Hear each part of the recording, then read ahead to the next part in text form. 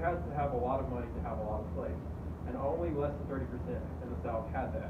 Your average 76% in the South were regular farmers who owned those slaves.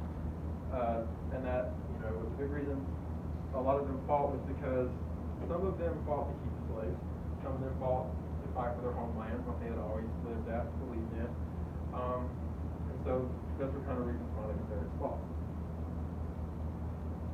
Oh, let's go back for a second. So because the South was very poor in a lot of resources, this led to ironworks having to be created. Ironworks were basically places where you could create, of course, iron, weapons, ammunition, things that could be shipped to the Confederate Army in order to be able to sustain the war. Because obviously you can't fight without weapons, machines. Now, of course, the Civil War wasn't like tanks. We don't get that until World War II. But you had cannons, you had muskets, you had Gatling guns, correct? Which is like a big gun you kind of hold and just shoot like this. So it wasn't completely just, let me shoot you with a rifle. They had a little bit more, but it wasn't like what you think of today. So, ironworks. They were displayed at Taney Hill and Briarfield. That is, Alabama has several, but these are two of the biggest ones. Have any of you ever been to Taney Hill? In McCalla? No? Okay. Well, you can go there and see, it's on the left. That's a picture of the ironworks in Taney Hill. They also have trade days where you can go and buy stuff and food, and it's really fun. So it's in McCalla. It's about an hour from here near Bessemer. If you ever want to go. And then Briarfield is near Montevallo. That's it on the right. I've been to Taney Hill, but I've never been to Briarfield. I assume it is the same as it looks. I know that Taney Hill is. So, like I said, it's in McCalla. It was a major supplier of iron for the Confederate ordnance. Basically, the Confederates could not have lasted as long as they did without supplies that were built by the Iron Works. And they had to do this fairly quickly. We know from 1861 to 1865, that's only 4 years. That's how long the war lasted. So the Confederates basically went from nothing but agriculture to, at the end of the war, having these ironworks that were creating weapons, creating machines that were able to sustain them in the war. And that's probably the biggest reason why the Confederates lasted as long as they did. It was built from 1859 to 1862 by Daniel Hillman. And then here's a picture of the Briarfield Ironworks. It's a little bit different than the picture I've shown before, but still the same idea.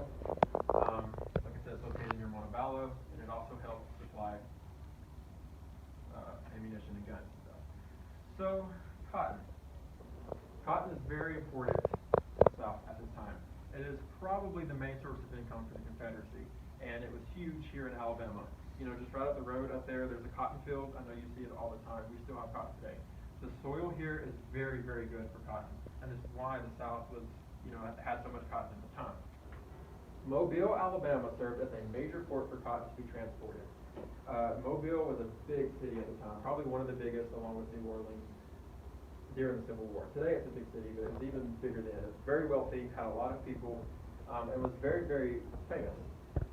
So Mobile, as you can see, on the Gulf of Mexico, it goes up. Cotton, weapons, food could be shipped in and out from Alabama to the other southern states and then back in. So that definitely helped the Confederates in terms of getting weapons in and out. Unfortunately, at the Battle of Mobile Bay in 1864, the Union Army took over the Mobile port, and that definitely was a gut punch to the Confederacy because they no longer were able to get things in and out. So, as I mentioned before, the Confederate capital started at Montgomery, Alabama. Have any of you ever visited it? No? Ms. Howard, have you? Mm-hmm. Yes? Okay. I have too as well. It's very, very pretty. I have pictures here I'll show you in a second. Jefferson Davis, of course, lived there and served as president until the Civil War ended.